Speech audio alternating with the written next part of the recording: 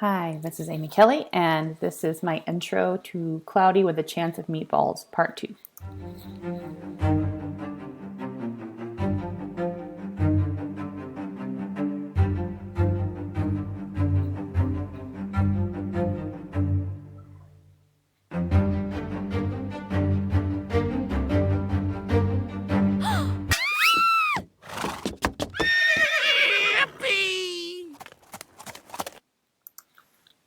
So I went with a very dramatic intro song and then proceeded to make the banana sound like a horse.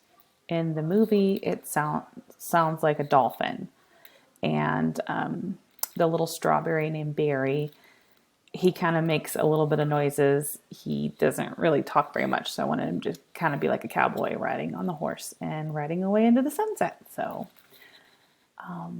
that's all I've got for there.